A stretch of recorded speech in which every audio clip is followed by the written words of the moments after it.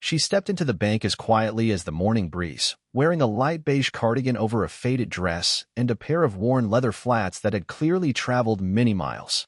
Her name was Claudia Mercer. She clutched a small purse to her side and offered a soft smile to the security guard by the entrance, who barely acknowledged her.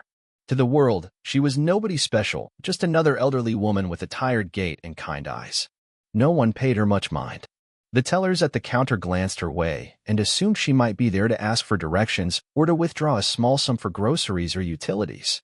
She didn't look like someone with much. Certainly not someone with influence. Claudia stepped up to the counter, her tone gentle but clear. "I'd like to withdraw $500, she said to the young teller, who didn't even look up at first. "Sure, ma'am," the girl replied absent-mindedly, tapping at her screen. But as she keyed in Claudia's information and paused, something shifted in her expression. The girl frowned, then chuckled softly under her breath. She nudged the teller beside her, whispering something with an amused smirk. Claudia saw the glance. She saw the way they exchanged looks, the low laughter. They thought she was confused. Delusional, maybe. Someone who'd misremembered her own balance. But Claudia remained calm, her expression unchanged. Then she leaned forward, her voice just loud enough to be heard over the hum of background noise. "Actually," she said with poise, "I'd like to withdraw $2 billion. The teller froze. The girl blinked like she had misheard, and so did the others nearby. Conversations halted. One man in a business suit slowly turned his head. A woman in the waiting line narrowed her eyes. "Excuse me," the teller said, blinking. "Did you say?" "2 billion, Claudia repeated, still soft-spoken. Laughter bubbled up from another teller. A security guard near the entrance shifted in his seat. Someone whispered, "She must be senile." But Claudia wasn't bothered. Her eyes, a quiet shade of gray, watched every face carefully. She stood tall in her modest shoes, waiting. The teller muttered something into the internal line, and within a minute, the branch manager, Evan Sandler, came out. He had that polished look, sleek navy suit, slick back hair, and a forced smile that said he was used to diffusing awkward situations. "Ma'am," he greeted, professional but patronizing, "would you mind stepping into my office for a moment?" Claudia nodded and followed him. As she passed the lobby, whispers followed her like a trail. The teller who had laughed now looked uneasy. The room, moments ago filled with mundane errands, now buzzed with questions. Inside the glass-walled office, Evan gestured for her to sit. "May I ask you to clarify your request?" he said, still smiling though it no longer reached his eyes. Claudia opened her purse and pulled out a weathered envelope. Its edges were creased, its flap folded down from years of being opened and read. She handed it to him without a word. He opened it, read the first few lines, and froze. The change in him was immediate. His face paled slightly, and the confident smile faded into uncertainty. His eyes darted to hers, and for the first time, he looked at Claudia not as a confused old woman, but as something else entirely. The document wasn't a letter or an old receipt. It was a legally binding record. Signatures. Notarized seals. A name printed in bold ink at the bottom that Evan had only heard in high-level meetings. It was a name whispered in circles where money didn't just change hands, it moved nations. He cleared his throat. "This? Where did you get this?" Claudia's voice was steady. "From my husband. He gave it to me with instructions. If I were ever disrespected, disregarded, or treated like less, I was to bring this and remind people exactly who I am."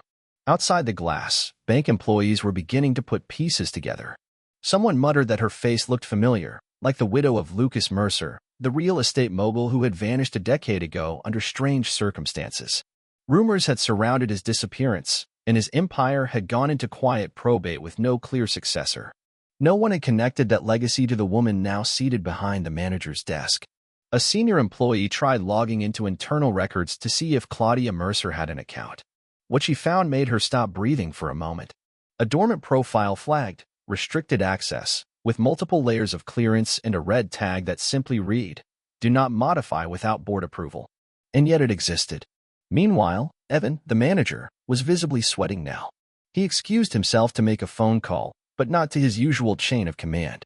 He called regional leadership, then corporate legal, then a private number known only to those managing the bank's most sensitive assets. He spoke in hushed tones, panic bleeding through his voice. When he returned to the office, Claudia hadn't moved. She sat patiently, hands folded on her lap. "We may need to speak to someone from the board," he said. "I expected that," she replied. Within minutes, a sleek black SUV pulled up outside the branch. Two men in dark suits stepped out.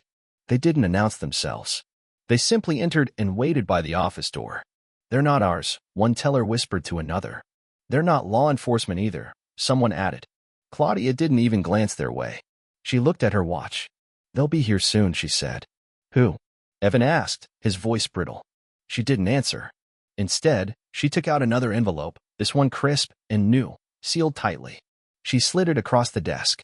"I was told to hand this over if we reached this point." Evan opened it. His jaw tightened as he read. "This is addressed to the chairman," he said quietly. "From your husband." Claudia nodded.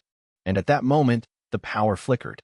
Lights blinked out, screens went black, and for a single breath, the bank went still. When power returned, systems began rebooting. And that's when everything shifted. The once dormant account in Claudia's name sprang to life. Not just active, but fully operational. On screen, numbers appeared that made Evan's breath catch. Not just billions, multiples of them. Holdings, stock portfolios, land deeds, trusts. Accounts across several continents.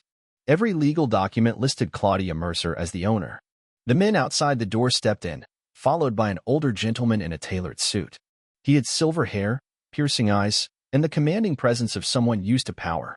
Claudia didn't rise. She looked him in the eye. "You took everything from him," she said, "and now I'm here to take it back." The man didn't flinch. "He told me you might come. I just didn't believe he had the courage to plan for it. Then you underestimated him. Just like everyone else underestimates me." She slid the final set of documents across the desk. The man opened them, his eyes narrowing. It wasn't just legal proof. It was a clause embedded deep in the original charter of Mercer Holdings, a succession clause triggered by disappearance under suspicious circumstances. The clause placed full ownership and executive control in the hands of the wife, should the founder be unable to reclaim it. Her name was on everything. The trust, the offshore accounts, even the controlling interest in the bank itself. The man left the office in silence, his face pale. Claudia turned to Evan and smiled gently. "I won't be withdrawing $2 billion today," she said. "I'll be transferring everything." She was almost at the door when Evan's phone buzzed. Another dormant account had just activated, this one previously unlisted. He stared at the screen, then back at Claudia. "It's your husband's account." Claudia turned slowly. "He may still be alive," Evan whispered. She took the phone from his hands, stared at the glowing name on the screen. One transaction had triggered the system, something small, a whisper across the digital void. Claudia's breath caught. He always said he had one last move left. Later that day, she walked out of the bank just as quietly as she had entered. No cameras, no applause. But every employee who had once mocked her now watched her with reverence. In the following weeks, several high-ranking executives quietly resigned. The bank's internal operations underwent quiet restructuring.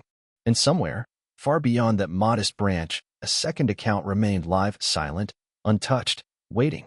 Claudia Mercer was no longer just a quiet woman with a worn purse. She was a legacy in motion. A reminder that some storms arrive not with thunder, but with silence and change everything.